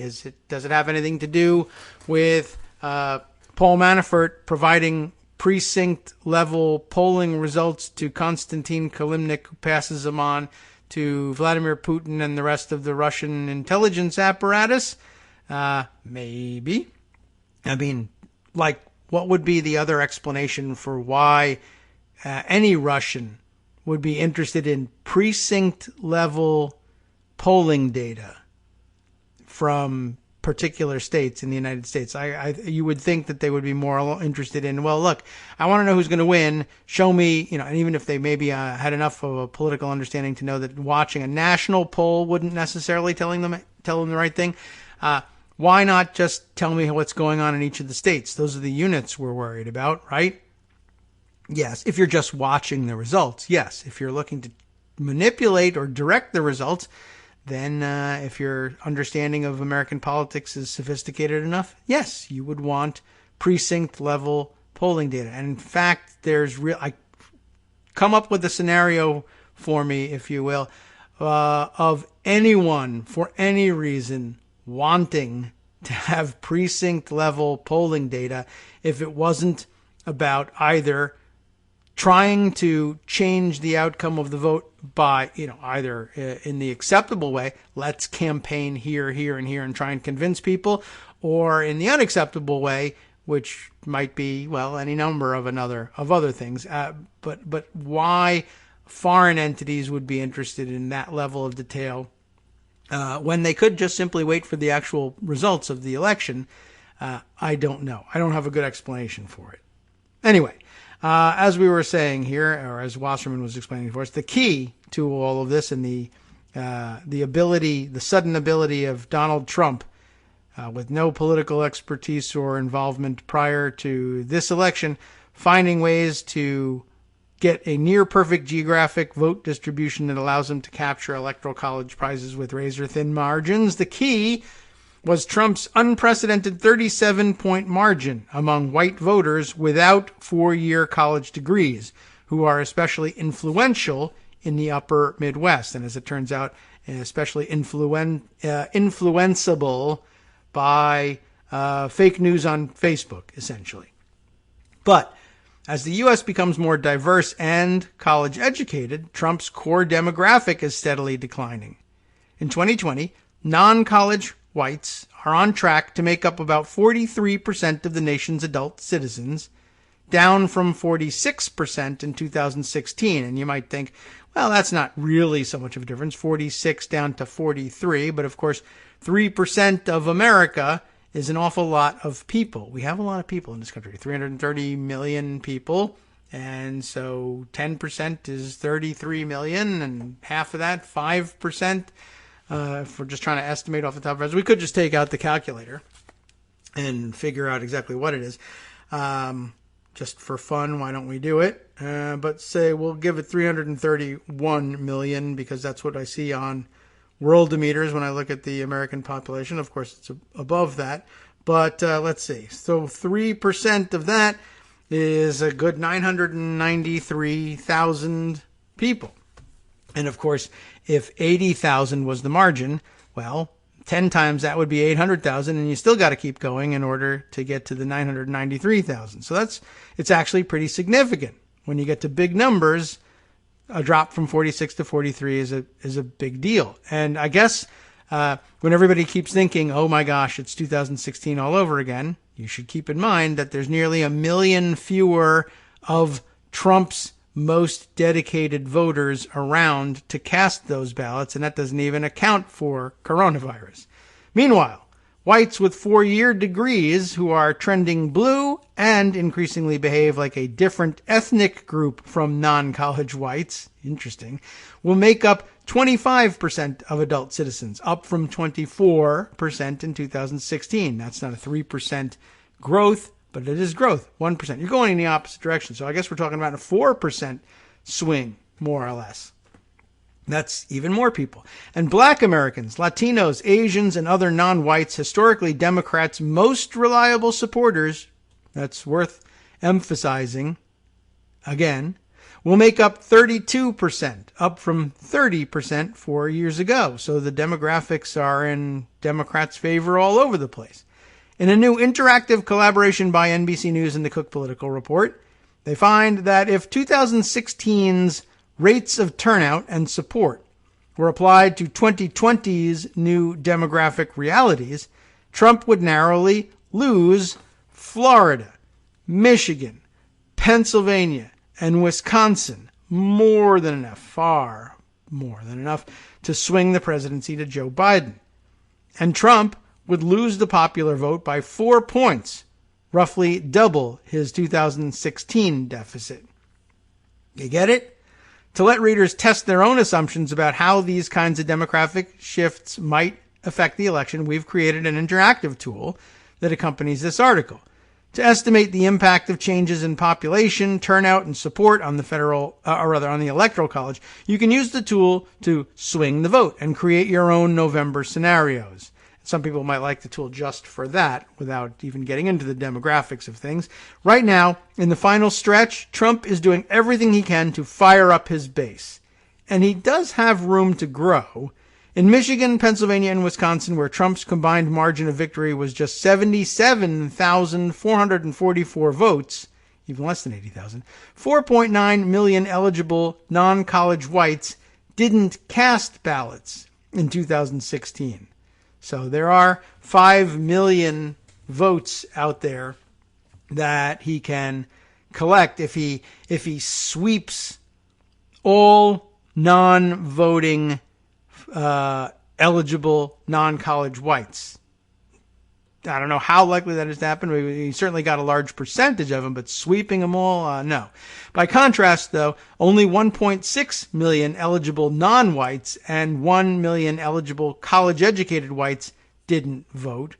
So he's got a pool of 5 million to pull from if he can get them to the polls, whereas Democrats have a poll of 2.6 million that they can pull from. But it's very difficult to get habitual non-voters excited to actually vote. But that's the whole Trump. And it was the 2016 strategy as well. So, it's no kind of lock, but this is an interesting point, I think. The changes in the demographics among people who do typically vote should do the trick. But Trump, even though we find out he's got this advantage in terms of the untapped pool of non-voters, Trump might need to boost non-college white turnout by about 5 points, from 55% to 60% nationally, just to offset the impact of their dwindling share of the electorate and get back to the same 306 electoral votes that he won in 2016. At the moment, Trump's bigger problem is that Biden is winning more non-college whites than Hillary Clinton did in 2016. So even without the demographic shift, he's losing his hold on that base, at least by a little bit, and that might be all that matters. The latest NBC News Wall Street Journal poll shows Biden losing them, that is, current non-college whites, by 23 points, whereas exit polls showed Clinton losing them by 37 points. That alone would be more than enough to offset modest gains that Trump has made since 2016 among Hispanics and other non-whites. Of course, race and education aren't the only prism through which to examine the changing American electorate. Breaking down the electorate by age, for example, reveals something different. Voters 65 and older who narrowly supported Trump in 2016 have become a slightly larger slice of eligible voters since 2016, as more baby boomers have aged into that category. However, age isn't as straightforward. To put it gently, plenty of the oldest 2016 voters have since exited the electorate. At the same time, many 18 to 22-year-olds who overwhelmingly dislike the president have entered the electorate. And today, polls consistently show Biden doing several points better with seniors than Clinton did, while Trump's support is concentrated among voters between the ages of 50 and 64. I apologize for that, but there's a lot of them in there, and most of them are older than me. So using the information above, you can start trying out the tool that they have. They link to it. It's over at NBC News, but you'll find the link in this article. And you can use the tool to try to see the impact of these changes. But to start, he points out, here are 6 possible scenarios of our own that you might want to examine. 6 scenarios to swing the 2020 election, which is what we want to do. 1, Biden makes a Sun Belt breakthrough. Okay, that's a possibility. For years, Democrats have dreamed of breaking Republicans' grip on increasingly diverse and metropolitan Sun Belt states. In this scenario, Biden turns out enough non-whites and wins over enough college-educated suburban whites to wrest Arizona, Florida, Georgia, North Carolina, and Texas from Trump's column, in addition to Michigan, Pennsylvania, and Wisconsin, for a landslide victory. I'd take that. That one results in a 388 to 150 electoral college majority with a percentage breakdown of 55-44. 9 states flip in that scenario, if you can imagine that. I'll take part of that would be fine. Scenario number 2, Trump bounces back with seniors when they don't die of COVID for whatever reason. Well, it still doesn't do the trick. Today, though, Biden is performing much better with voters 65 and older than Clinton did 4 years ago. But if Trump could find a way to get his margins with seniors back to 2016 levels, maybe by sending them or telling them he's going to send them $200 Medicare cards or what have you to help them with their prescription drugs, what if it works? Well, he could hang on to retiree-heavy battlegrounds like Arizona and Florida. In this scenario, though, Biden wins the popular vote by a full 3 percentage points, but flips only Michigan and Pennsylvania, and Trump prevails by 2 electoral votes. That would be most unfortunate. 2 states flip in that one. Biden gets to 268 electoral votes without Florida. Trump squeaks by with the 270, even though the percentage, the popular vote breakdown is 51.5 to 48.5. Trump loses by 3 full points and continues to claim to be president of the United States. What about scenario number 3, where Biden squeaks by with white college graduates? In 2008, or rather in the 2018 midterms, Democrats' route to the House majority ran through high-income suburbs populated by white college graduates. If Biden were to replicate those gains, he would prevail, even if Trump matches or slightly exceeds his own 2016 numbers among other groups. In this scenario, Biden narrowly wins by flipping Arizona, Michigan, Pennsylvania, Wisconsin, and Nebraska's 2nd district in a 290 to 248 electoral college win. The 4th, Biden coalesces the youngest and the oldest. Today, Biden enjoys something of a sandwich coalition in polls. He's performing best with the youngest and oldest age groups. In this scenario, Biden roughly matches Clinton's share of the vote among voters under 65, but overtakes Trump with much stronger support from seniors. He wins by flipping the senior-heavy states of Arizona, Florida, Michigan, North Carolina, Pennsylvania, and Wisconsin. Scenario 5, Trump prevails with inroads among non-whites. He's bragging about that. One polling bright spot for Trump, I guess they have to throw him this one, has been stronger support among non-white voters, particularly Latinos, amazingly enough, than he received in 2016. If he were to combine those gains with a 2016 level support among whites, he could actually improve on his showing. In this scenario, Trump holds all 30 states he won in 2016 and even flips Nevada red, narrowly winning the popular vote too. And I'm sure that's what he's holding out for.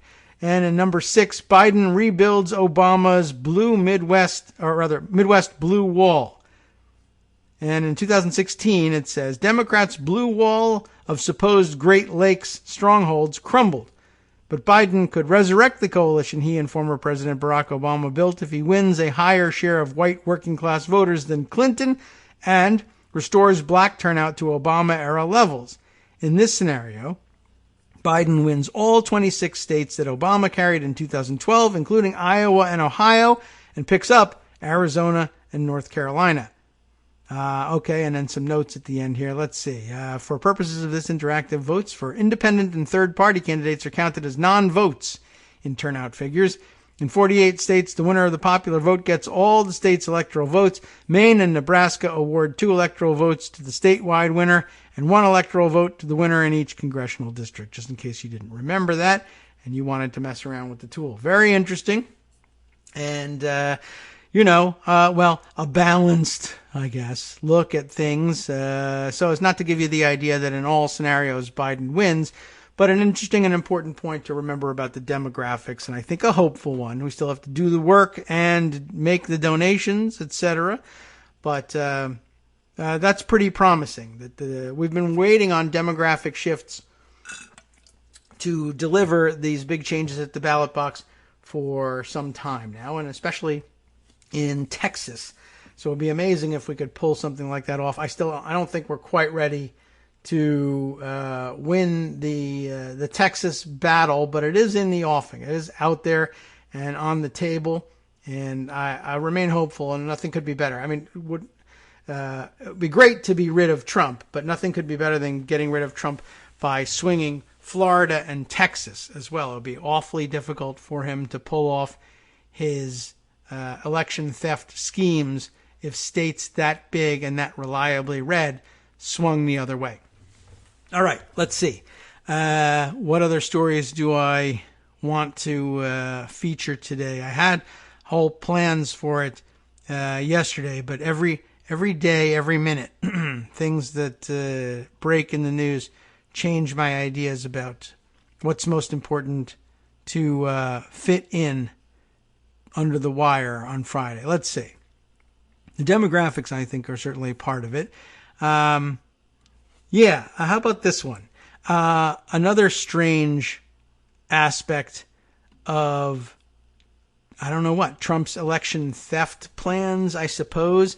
Weird announcement yesterday. Politico is covering this one. DOJ announcement on Pennsylvania ballot investigation baffles election experts.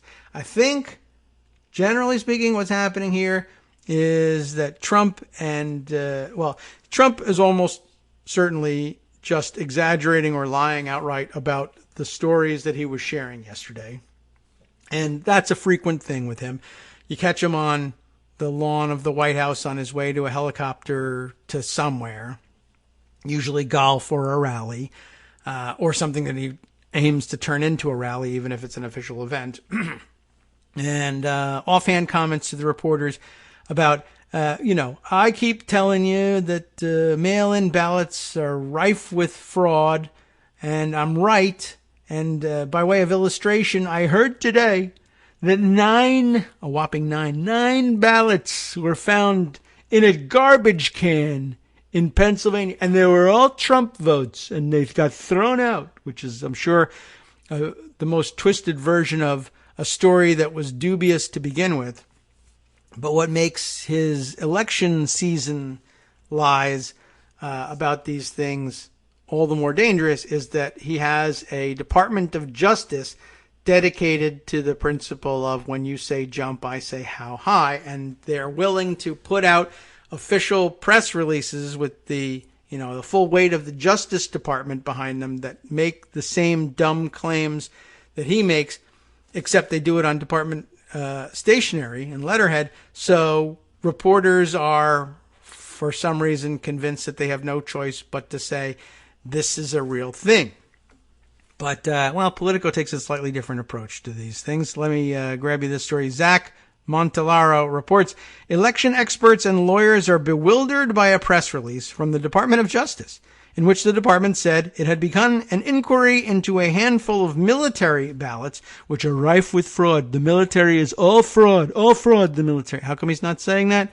Oh, I don't know. I guess it's a matter of time. If he were to lose significant ground or lose the military vote entirely, then I'm sure that he'll come out and say the losers and the suckers were angry and they rigged the vote against me. But for now, he's pretending he's saluting. But it's interesting that they're military ballots.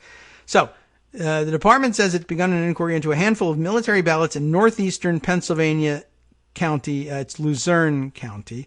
Most unusually, the release revealed that the voters had cast their ballots for President Trump. It is very unusual that would be included in the information.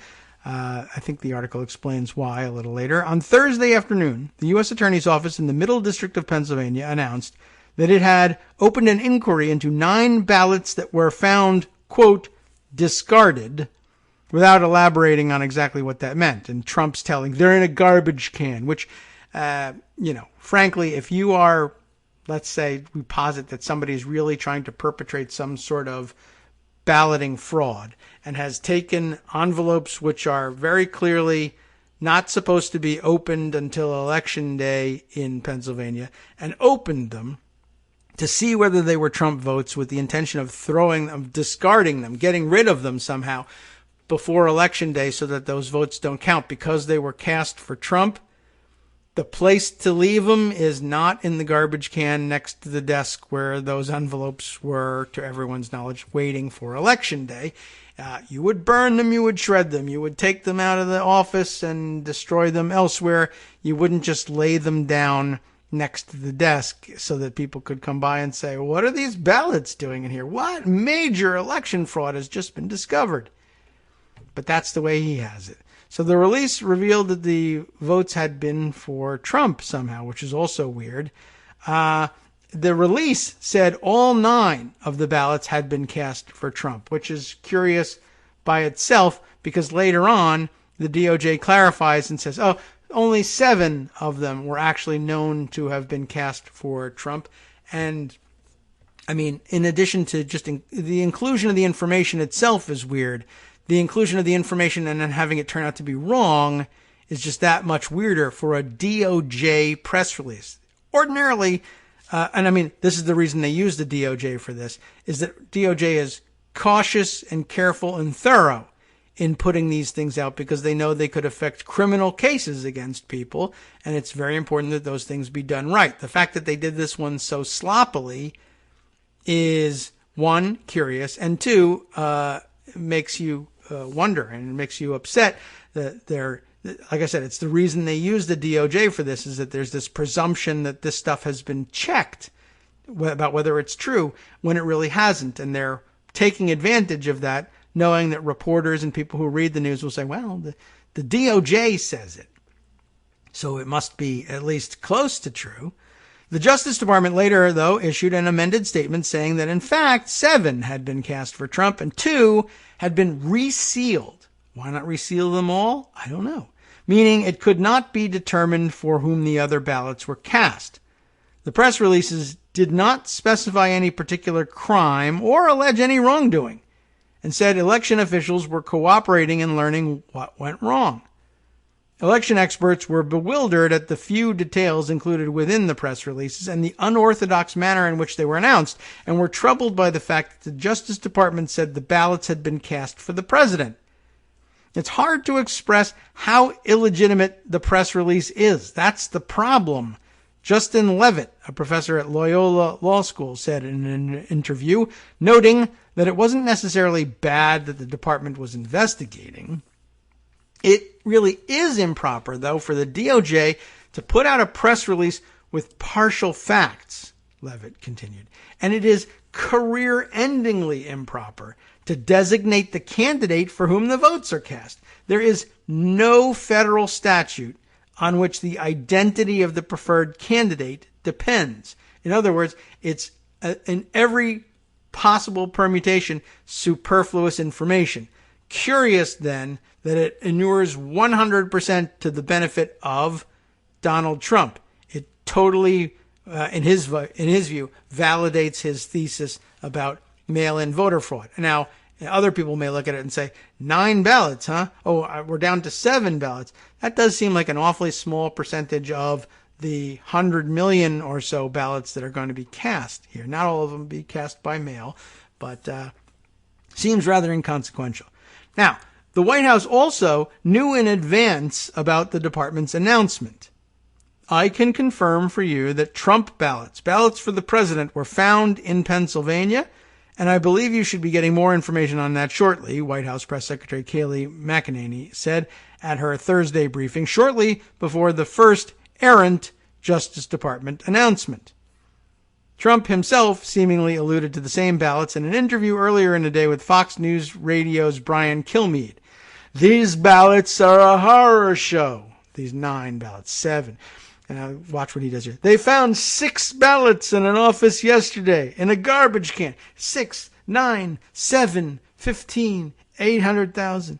They were Trump ballots. 8 ballots, and even in the middle of his sentence. They found 6 ballots in an office yesterday in a garbage can. They were Trump ballots. 8 ballots in an office yesterday, but in a certain state. I won't tell you where. They had Trump written on it, and they were thrown in a garbage can, he said. Now, when I heard the reporters on the lawn of the White House yesterday asking him this question, and he said that they had Trump written on it, and the reporter says they didn't have anything written on them. Well, regardless, they were in a garbage can. So that also raises some questions. Well, anyway, in the Fox News radio interview, Trump also seemed to be conflating these ballots with universal mail-in ballots, which Trump calls unsolicited ballots. However, Pennsylvania is not sending ballots to voters who don't request one. The revised statement from the Justice Department said that it, quote, began an inquiry into reports of potential issues with a small number of mail-in ballots at the Board of Elections for Lucerne County, which Trump carried by about 20 points in 2016. So the 9 ballots wasn't going to help you one way or the other, to be honest. But this is both bizarre and disturbing. The U.S. Attorney's offices don't issue reports on pending investigations, and certainly not reports so blatantly contrived to provide political ballast for a sitting president's campaign narrative. David Laufman, a DOJ veteran, tweeted about the press release. The Justice Department did not immediately respond to a request for comment here, but ballots being opened or discarded, if true, is concerning. In Pennsylvania, you're not supposed to open them until 7 a.m. on Election Day. A letter from U.S. Attorney David Freed, released after the statement, provided some new details on the problem and seemingly attributed at least part of the problem to sloppy work by election administrators who might have confused actual completed ballots with mere applications for ballots. As it turns out, all of the envelopes used for all of those purposes by Lucerne County look pretty similar, and apparently the staff believed that if they just left all similar-looking envelopes alone until 7 a.m., they would miss envelopes that were actually requests for ballots, and people would be sitting there waiting to cast their votes and would never get their ballots, and that they accidentally opened them. How those things got into the garbage can, if they got into the garbage can, I have no idea. Certainly nothing should be written on them. If anything, something should be checked off. Sounds like another fishy story, a backwards bee story, cement milkshake story. We'll see where this one leads over the weekend, I'm sure. From Daily Kos Radio on networksradio.com.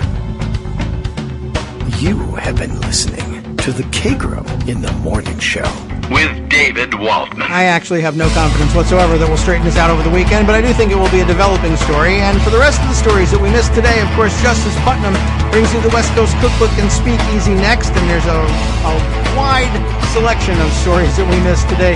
He's going to get to, I would say, 150% of them. That's just my promise. See you next week.